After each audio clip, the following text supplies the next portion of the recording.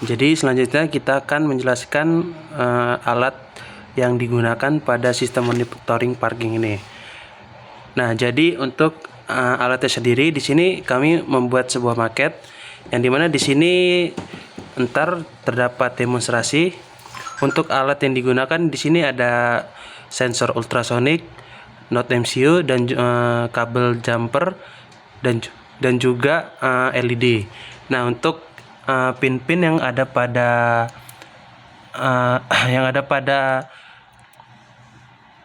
sensor ultrasonic ini, yang pertama ini terdapat pin VCC yang dimana ini dihubungkan dengan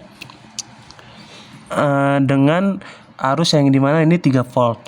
Nah, yang selanjutnya di sini terdapat trigger yang dimana ini dihubungkan langsung dengan pin D3. Nah, yang selanjutnya di sini terdapat pin dari echo yang dimana dihubungkan langsung dengan pin D7. Nah, selanjutnya di sini terdapat ground yang dimana ini dihubungkan langsung dengan ground. Nah, untuk cara kerja cara kerja dari sensor ultrasonic di sini, untuk sinyal trigger ini untuk memantulkan sinar ultrasonik yang dimana untuk menangkap suara dengan jarak tertentu yang sudah diatur. Nah, kemudian untuk menangkap sinyal tersebut digunakan pada pin echo. Nah, untuk maket di sini kami menggunakan 4 sensor dan juga setiap sensor ini terdapat dua LED yang dimana untuk LED biru ini digunakan untuk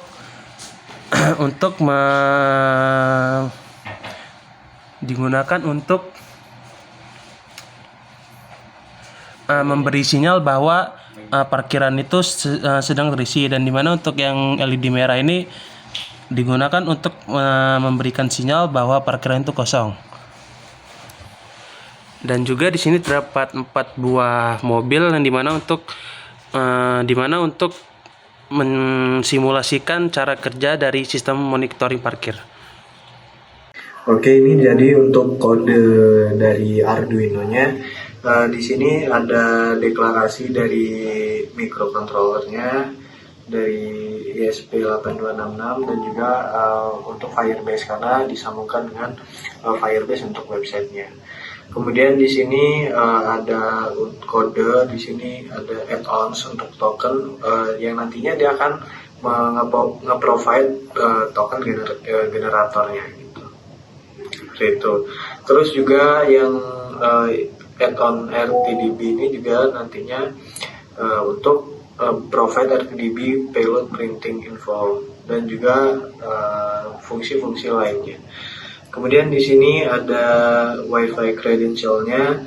Di sini karena menggunakan WiFi atau hotspot Redmi Note 9 Pro, maka harus dimasukkan juga passwordnya, yaitu nggak tahu, seperti itu. Kemudian di sini untuk konfigurasi dari Firebase-nya kita perlu memasukkan untuk API key-nya, di sini didapatkan dari Firebase-nya, seperti itu. Kemudian ada user email dan juga password-nya. Setelah itu di sini dimasukkan juga kita define untuk URL dari Firebase-nya, seperti itu. Di sini ada objeknya. Seperti ini. Kemudian di sini untuk ultrasonic sensor pinnya, di sini untuk pin triggernya dari sensor ultrasonicnya berada di pin D1, kemudian untuk echo-nya dia berada di pin D2, kemudian untuk ultrasonic yang ketiga, untuk trigger yang kedua berada di pin D3, dan juga untuk echo ultrasonic yang keduanya ada di pin D4. Di sini ada 4 lampu, ada 4 LED. LED pertama berada di pin D5, kemudian LED kedua pin D6, kemudian LED ketiga ada di D7 pinnya, kemudian di LED keempat ada di pin D8, seperti itu. Oke, kemudian di sini untuk kode mengkoneksikan ke WiFi-nya itu. Jika sudah connect maka dia akan keluar WiFi connected seperti itu. Sini ada Firebase configuration-nya lagi, ada API key, kemudian Firebase hostnya, user email, kemudian password, dan juga token status callback-nya. Nah, kemudian di sini untuk pengaturan dari ultrasonicnya, di trigger satunya dia akan menjadi outputnya seperti itu, dan echo-nya sebagai input, kemudian untuk ultrasonic kedua juga trigger keduanya menjadi output dan echo keduanya menjadi inputnya seperti itu. Kemudian untuk LED semuanya akan menjadi output. Oke, setelah itu di sini awalnya dia akan low atau mati semua LED-nya.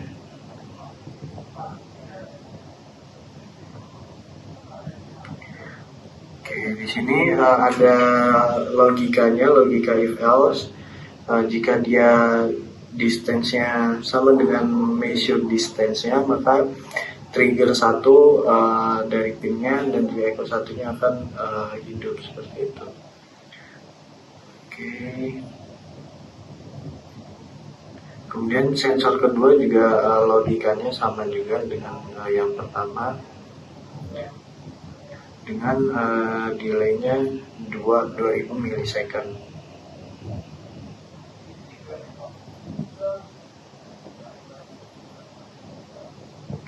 Nah, di sini untuk long measure distance-nya, di sini pertama dideklarasikan dulu untuk trigger pin dan juga echo pin-nya. Untuk pertama trigger pin-nya akan low.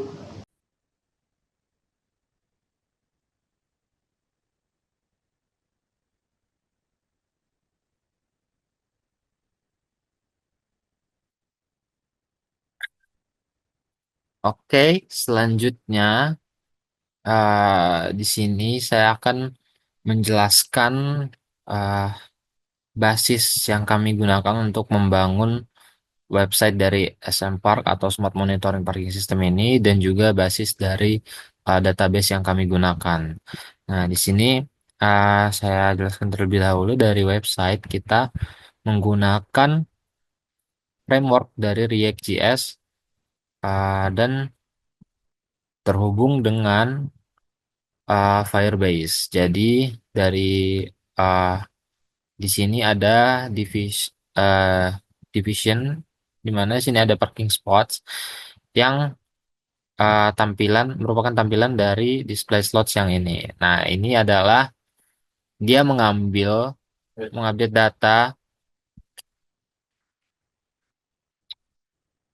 Hih, oke.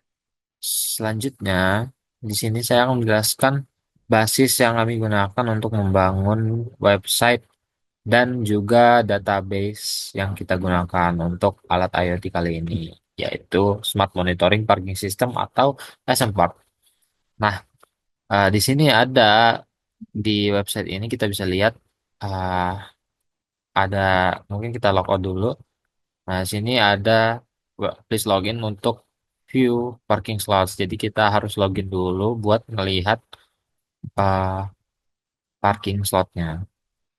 Jadi dia ini menggunakan authentication. Jadi di mana website ini mana website ini kita menggunakan React.js, framework React.js. uh, Dia akan mengambil autentikasi dari Firebase. Jadi ketika pengguna belum login, dia tidak akan menampilkan slot parkir. Jadi ketika kita sudah login, berhasil login sini, maka akan muncul parking slotnya di sini. Nah, di sini dapat lihat juga ada di uh,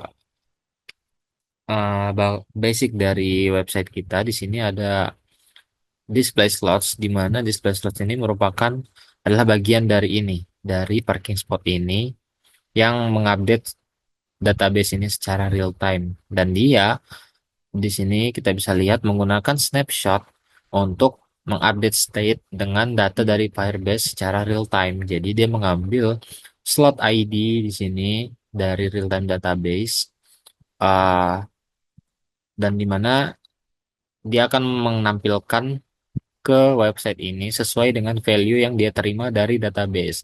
Nah, ketika kita masuk ke database-nya, di sini kita menggunakan database dari Firebase. Jadi kita menggunakan untuk real-time database dan juga authentication. Nah, di sini dapat kita lihat dari real-time database-nya, dari real-time database, dari real-time database-nya kita bisa lihat dari rules-nya terlebih dahulu. Di sini sebenarnya karena masih tahap building, maka rules dari real-time database ini masih uh, semua orang dapat membaca dan menulis, agar memudahkan dari proses building aplikasi ini.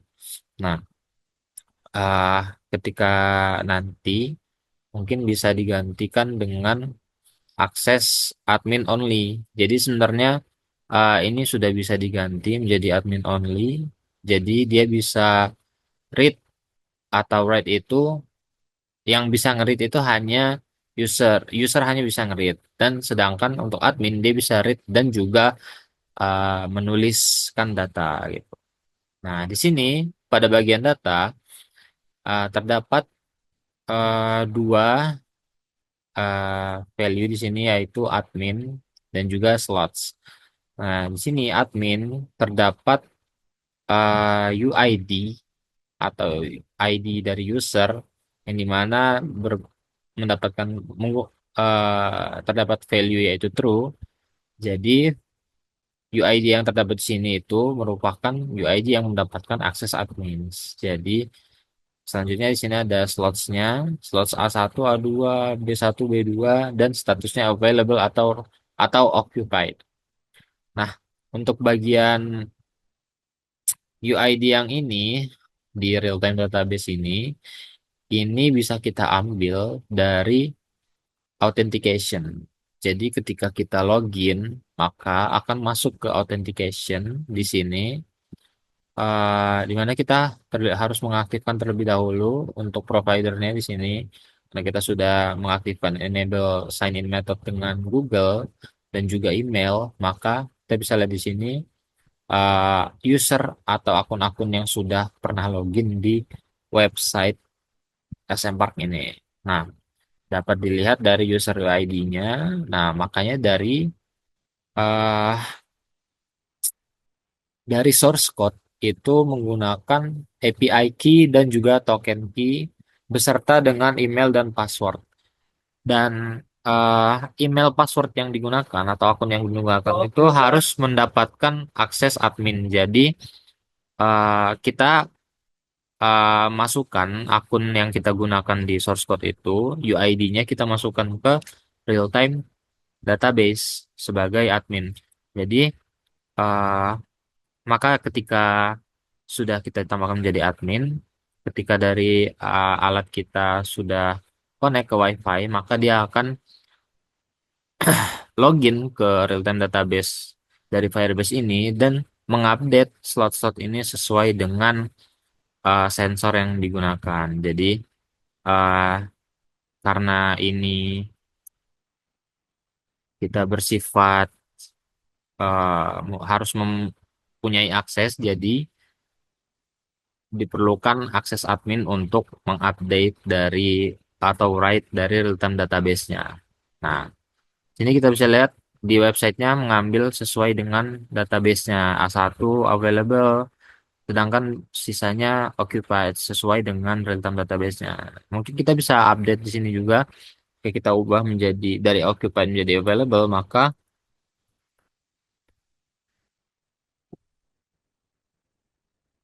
di websitenya akan menjadi available.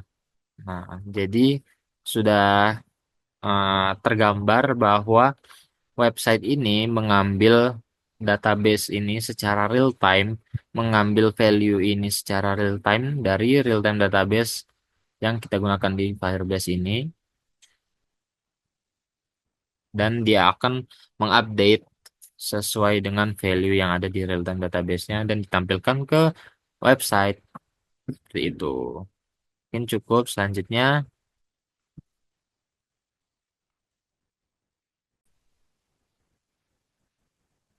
Baik, jadi di sini kita masuk ke tahap demonstrasi. Pertama-tama saya akan menjelaskan mengenai website yang kami sediakan. Jadi di landing page awalnya kami menyediakan tampilan untuk SN Park, tapi untuk melihat slot parkiran tersedia, kita perlu melakukan login pada SN Park tersebut. Tapi ketika pengguna belum memiliki akun, pengguna dapat melakukan register terlebih dahulu dengan mengisikan email dan password yang dapat ditentukan oleh user. Tetapi di sini kami telah membuat akunnya sehingga kami hanya perlu melakukan login. Di sini kami melakukan login dengan penggunaan integrasi melalui Google sehingga kami hanya perlu melakukan pemilihan akun Google. Nah, ketika kita memasukkan login ke dalam PSN Park, maka di sini akan terlihat pula slot-slot parkir yang tersedia di dalam parkiran tersebut. Terlihat pula di tampilan dashboard terdapat slot parkiran A1, A2, dan juga B1 dan B2.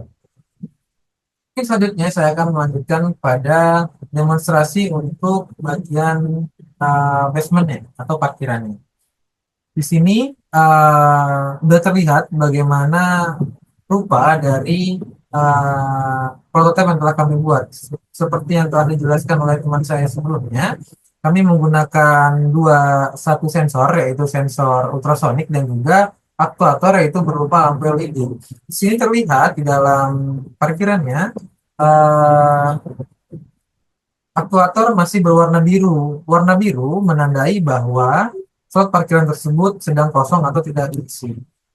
Sehingga kita akan mencoba untuk memasukkan satu benda atau mobil untuk mengisi slot parkiran tersebut. Seperti kita mengisi untuk titik yang segini, maka aktuator akan berwarna merah dan juga pada tampilan dashboard untuk slot parkiran A1 itu akan berwarna oranye yang bertulisan occupied seperti itu. Dapat dilakukan pada slot lainnya ketika kita pindahkan ke sini. Maka slot sebelumnya akan kembali menjadi available yang A1 tadi dengan aktuator berwarna biru dan berpindah kepada aktuator yang kedua yaitu A2 yang berwarna merah dan juga ketika melihat di dashboardnya itu bertuliskan occupied seperti itu. Nah, sistem dari monitoring ini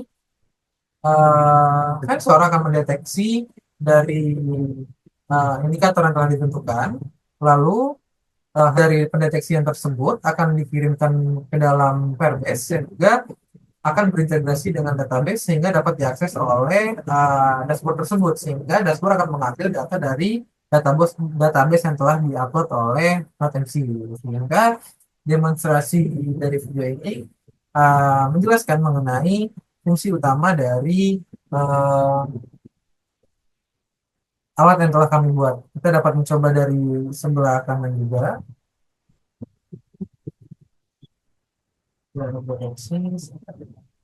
Oke, dapat bekerja dengan baik ketika kita mengisi slot yang di sini, maka slot untuk B1 itu bertuliskan occupied dan juga aktuatornya akan berwarna merah.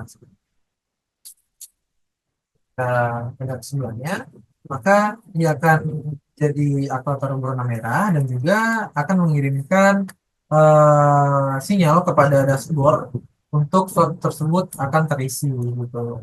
Kita mengisikan andaikan parkiran tersebut adalah penuh ya. Oke. Berikut tampilan ketika slot parkiran terisi penuh. Nah, dapat lihat pula di dalam dashboard itu semua slot parkir yang disediakan oleh tempat parkir itu tertuliskan occupied. Maka dalam artian slot parkir yang ada di dalam tempat tersebut telah terisi dengan penuh sehingga pengguna tidak perlu mengecek di dalam basement tersebut untuk mencari slot parkiran bahwa sudah tertulis jelas bahwa parkiran tersebut terisi penuh. Gitu.